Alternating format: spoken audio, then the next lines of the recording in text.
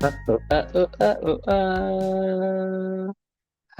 and welcome to episode 83 of When the Flames Go Up, the ATFC podcast.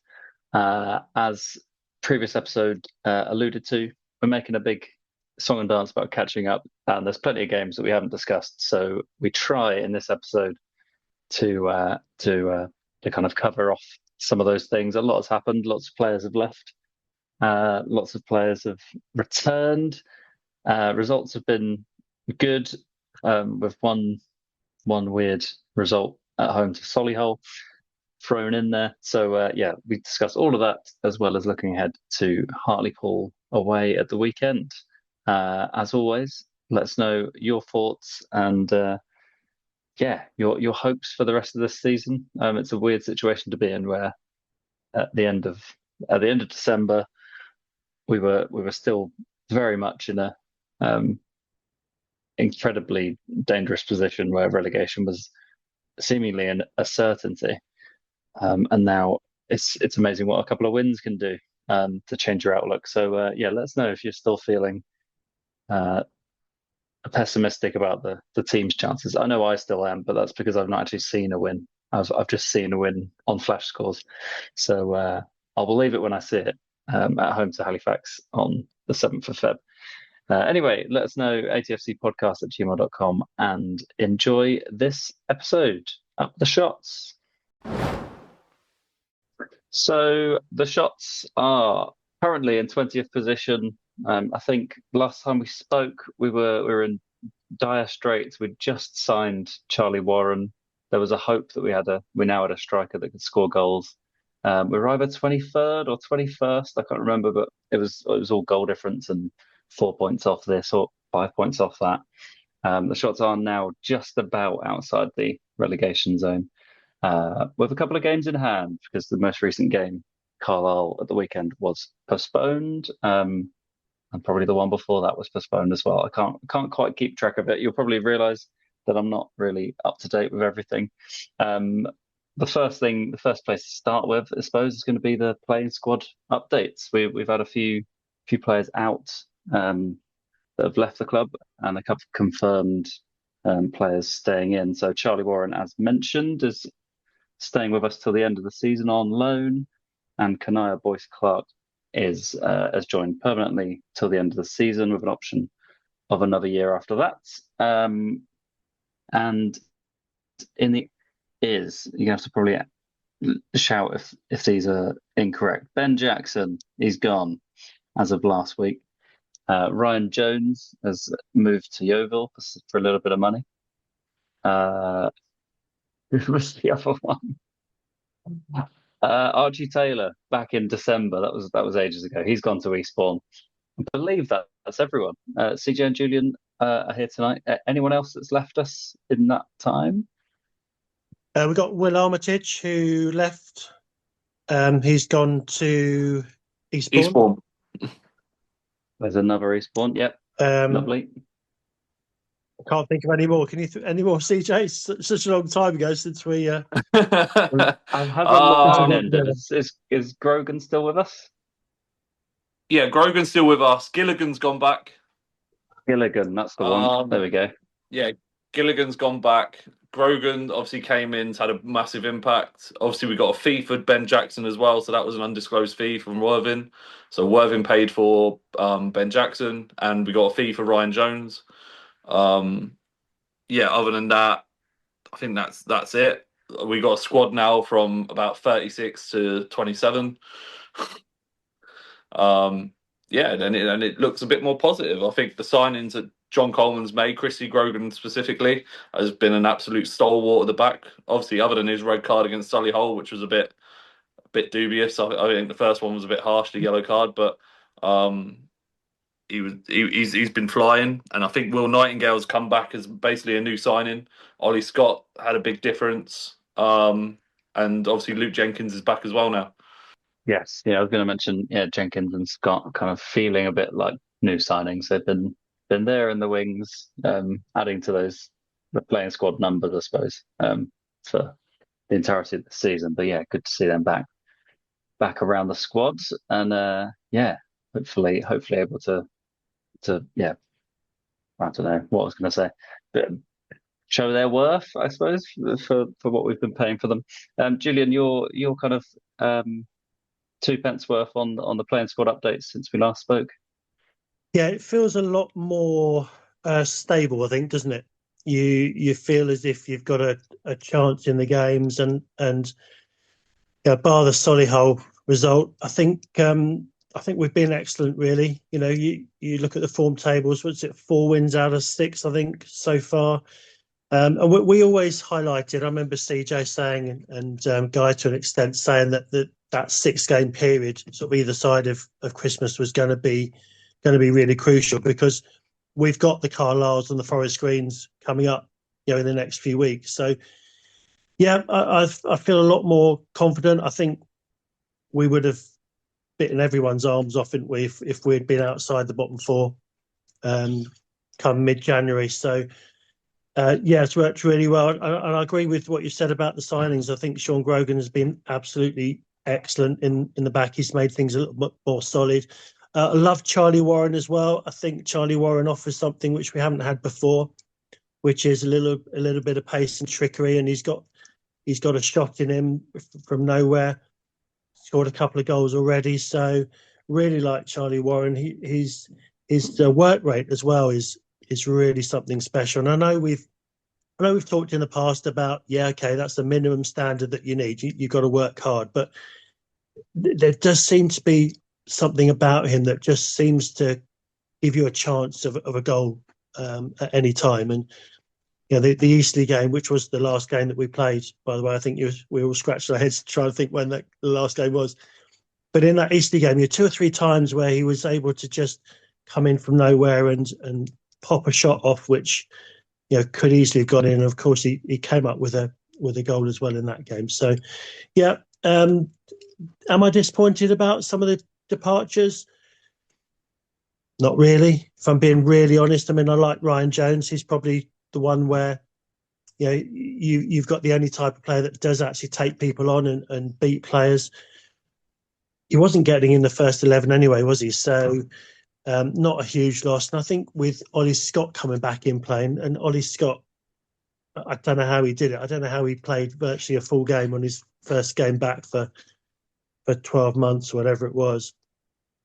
But if there's anyone that you could say is sort of similar to Ryan Jones, it's Ollie Scott. So, he's come back at just the right time for me, as has Luke Jenkins as well. I think they're both going to offer a lot more strength and stability to the squad over the coming weeks. So let's start with recent form, because since we last recorded just before mid-December, things have actually turned around quite a bit for Aldershot, Solihull aside. We've played 7 games since our last podcast went out on December the 15th. So that's 3 wins, 1 draw, 1 defeat, and 2 postponements. That's a much healthier run than what we were looking at before Christmas. And I'll be honest, I was pretty gloomy then. I was struggling to see where the points were going to come from. In the games we've played, we've scored 11 goals and conceded 7. And it's worth saying that 5 of those conceded goals came in that one game against Solihull. So overall, defensively, we're not seeing the kind of leakiness that haunted us at this point last season. So what's changed since December? Well, I think a lot of it, a big part, is the improvement that the manager, John Coleman, seems to have finally found in a system that works. And just as importantly, he's got players back who are available who simply weren't there during the grim 9-game losing streak in October and November. Apart from the Solihull game, he settled on a 4-3-3 formation, and there's been real consistency in selection. In defence, Inwood and Nightingale have played throughout, with Grogan almost ever present apart from the Eastleigh game following his red card against Solihull. Matt Kenny has really stepped up, and so has Hill. The midfield has also been much more settled. Widrington has played in every game, even dropping back into defence against Eastleigh when Grogan was out. Hill's been in there as well, along with Tetek and Hargreaves when fit. Up front, it's been Barrett and Henry with Warren. Warren came in just before Christmas, and that front three has been remarkably consistent. And I have to say, last season I was constantly frustrated that our previous manager, Tommy Widrington, couldn't seem to get Barrett and Henry on the pitch together. Somehow Coleman has managed it. In terms of standout players, I think also a special mention should go to Theo Widrington. After all the grief he's taken over the last couple of years, now that his father is no longer at the club, he's really established himself as a regular, and Coleman really rates him, and he seems to have repaid that trust. Overall, the word I keep coming back to for this period that we've just had is settled.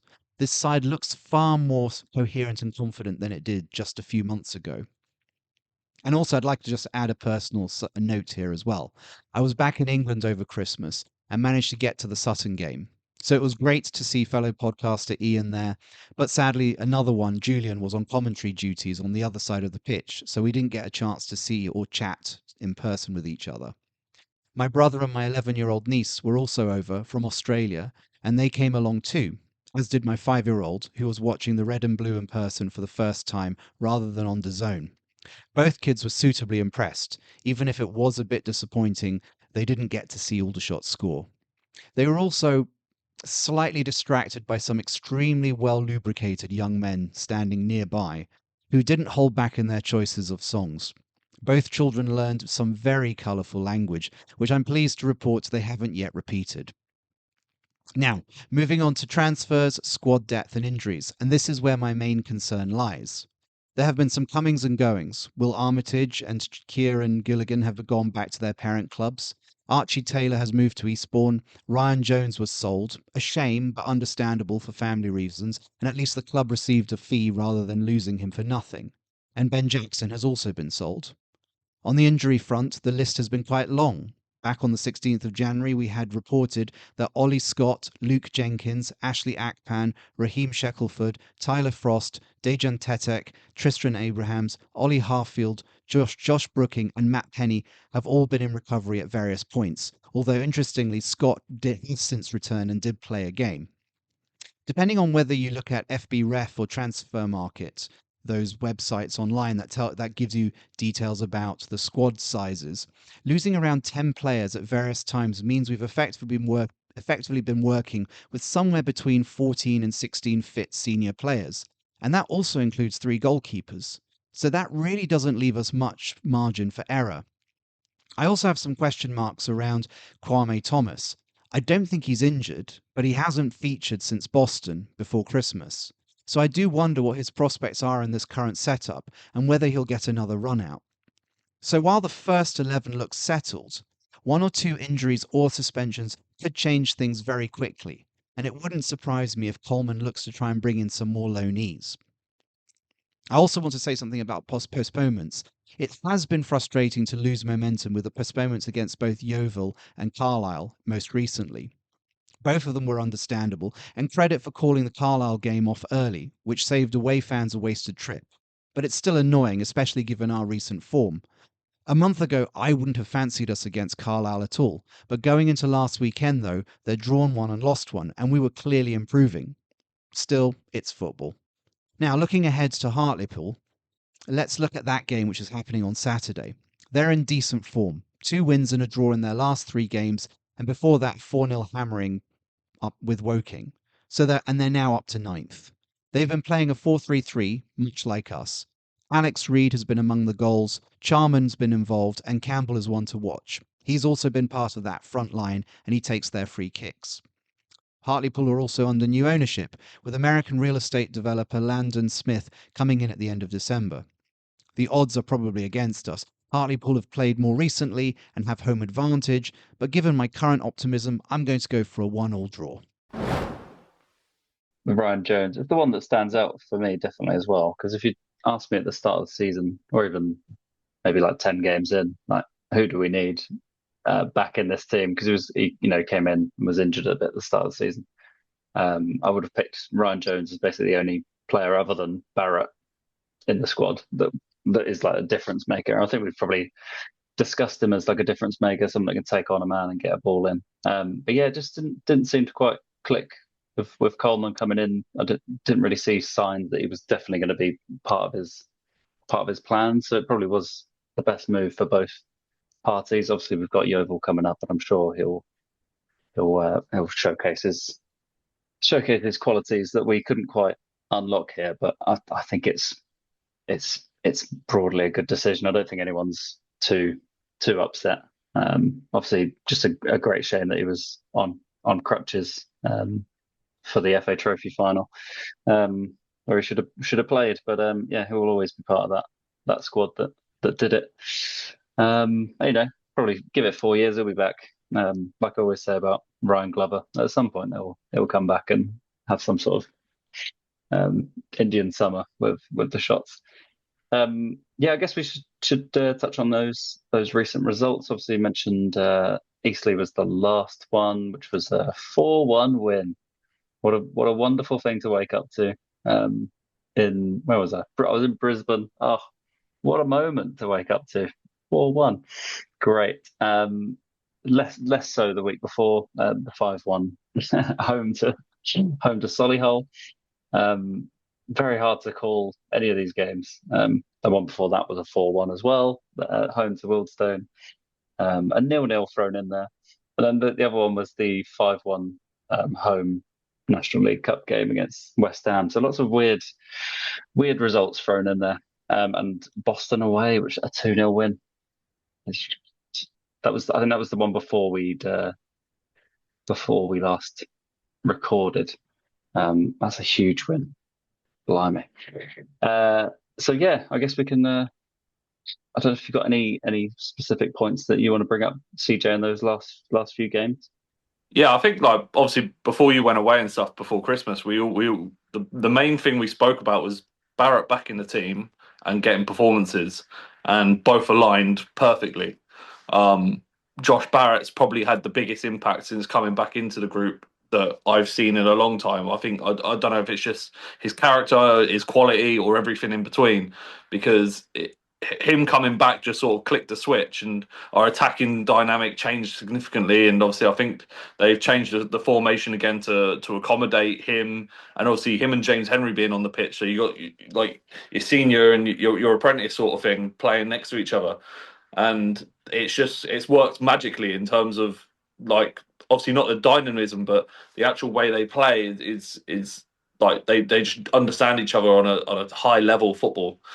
And then like their movement, their fluidity up there is just good to watch. And then obviously Charlie Warren coming in has provided the legs around them to stretch the pitch and create different angles and passing routes that we probably didn't have before with Hadi Gandor and Kwame Thomas and Tristan Abrams. So it was really nice to see that front three just like playing football at a good level, where we hadn't really seen that earlier in the season when we were missing the Barrett, and it shows in results. Like we've gone from scoring goals, well, not scoring goals, to Barrett coming back in and all of a sudden becoming this big threat.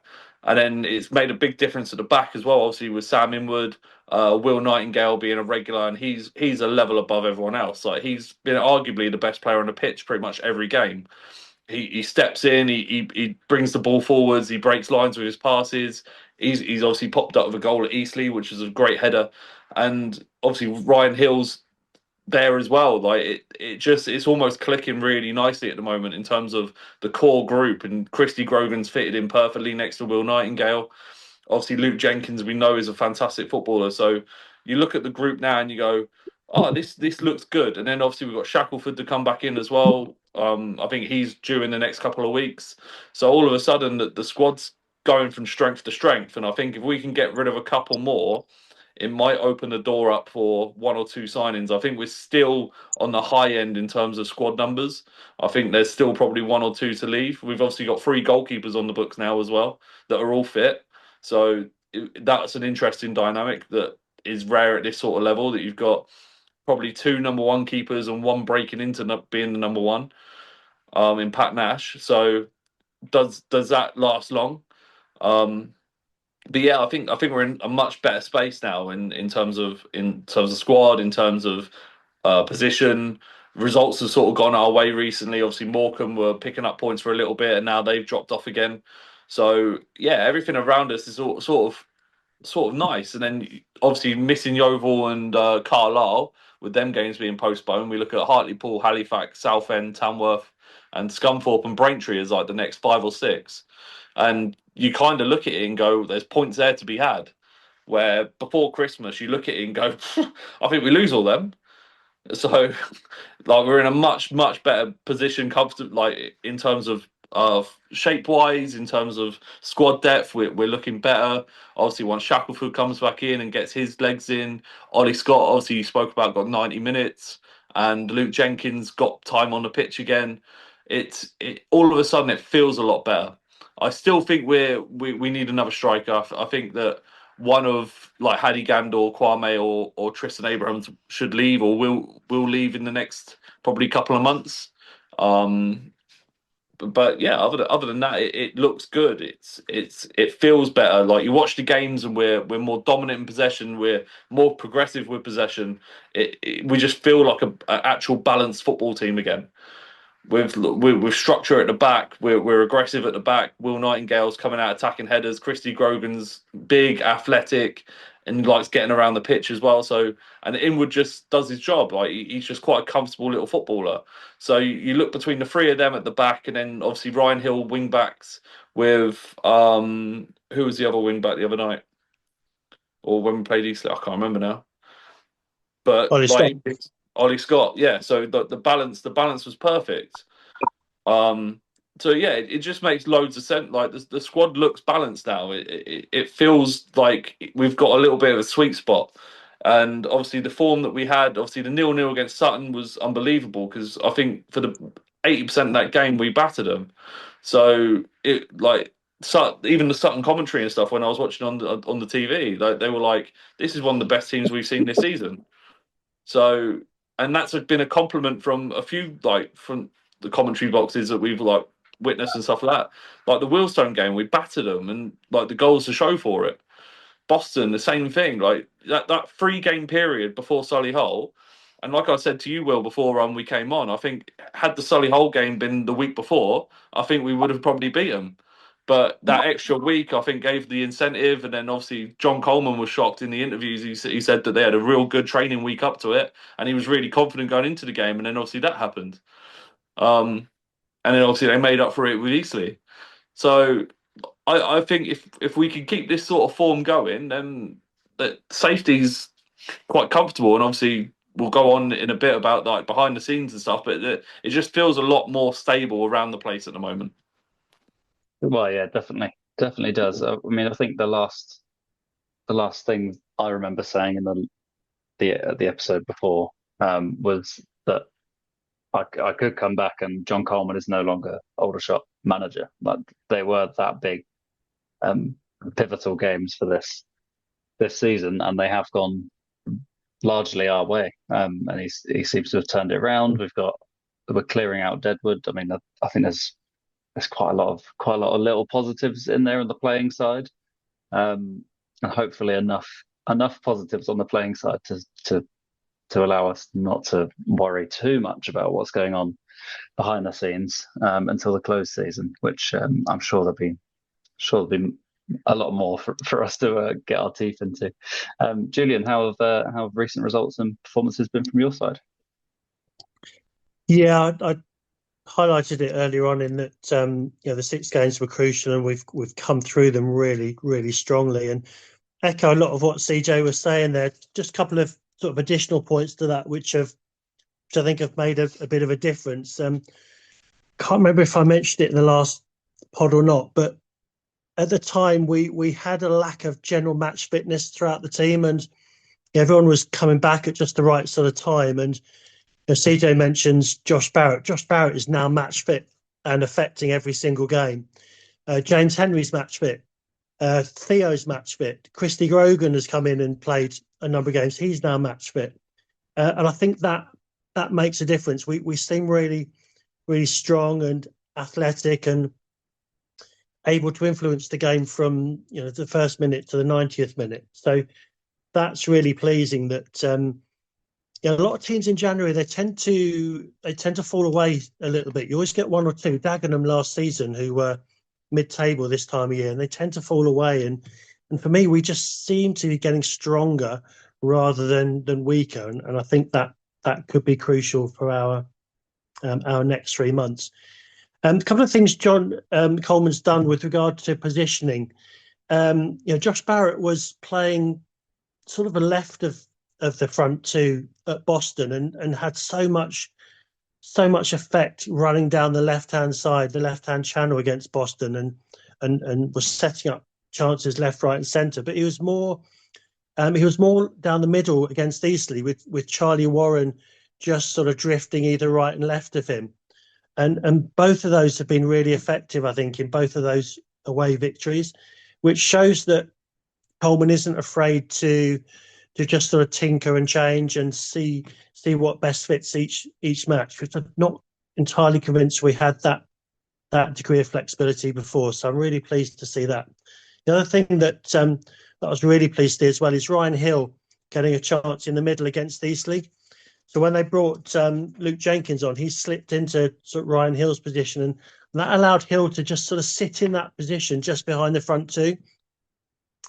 I think on the sort of 55th minute or something, he set up a beautiful chance for Haddy, put Haddy straight through with a really pinpoint pass, which was what I think Ryan Hill he can offer in that sort of position. So Ryan Hill's been excellent this season, by the way, but he's not actually played in his right position yet.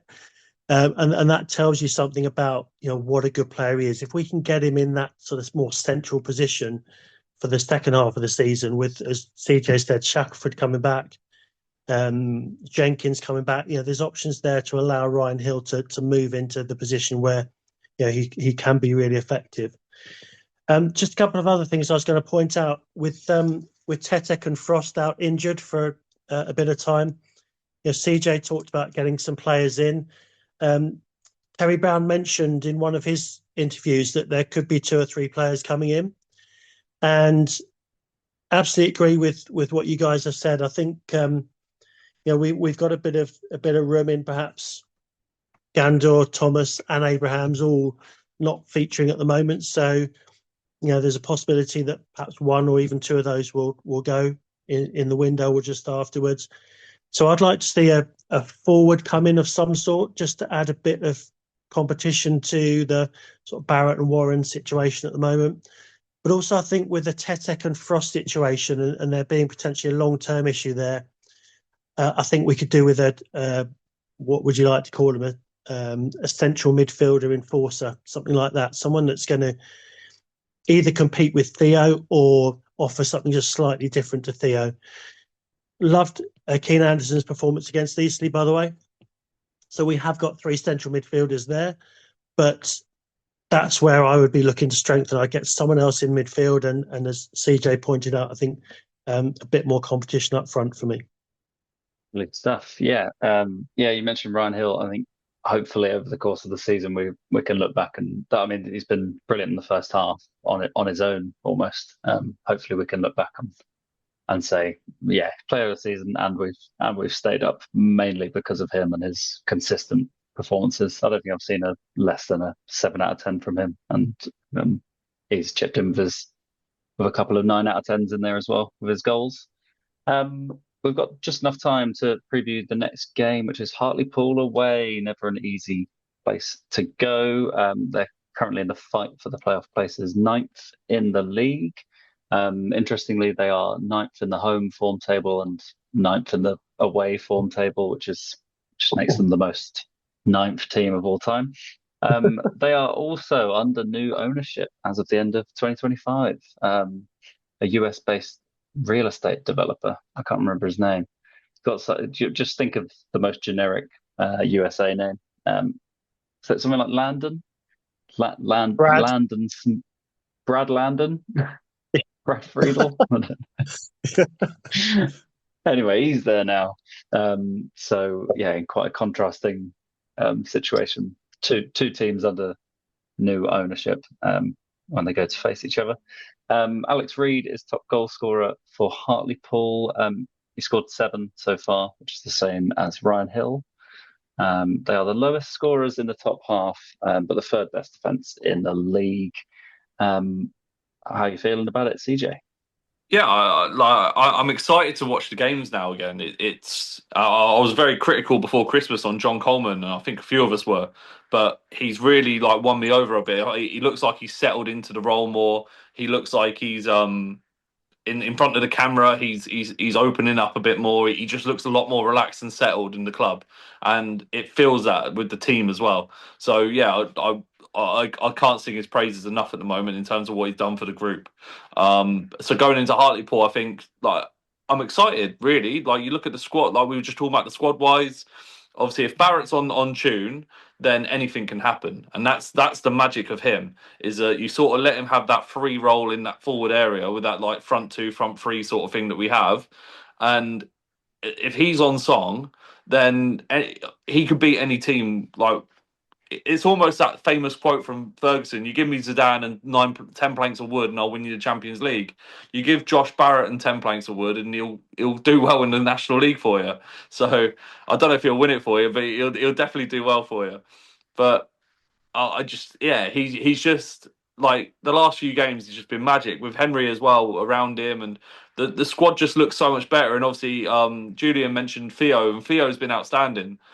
Obviously, since his dad left, I don't know if it's a weight off his shoulders or whatever. I always thought Theo was a pretty good player anyway, and he was always Mr. Consistent in terms of what he sort of did, and he got a lot of grief because obviously dad was in charge. But now obviously that situation's gone, and he's still getting in the team. No one's really got a leg to stand on, and the fact that his performances are flying helps that as well. So I'm really confident going into Hartlepool. Good stuff. Thank you, CJ. And Julian, your thoughts ahead of Hartlepool at the weekend? Yeah, again, I'm going to echo what CJ says there. I think it's much more. You have. It's the hope that kills you, isn't it? It's the hope that kills you. But I think there's much more hope going into these sorts of matches. Hartlepool, good defensively, not so good attacking. It's going to be hard to get a goal up there. So not sure which way it will go. But again, as CJ said, you've got Josh Barrett in the team, and he lays on an assist to a plank of wood, and you've got yourself a goal.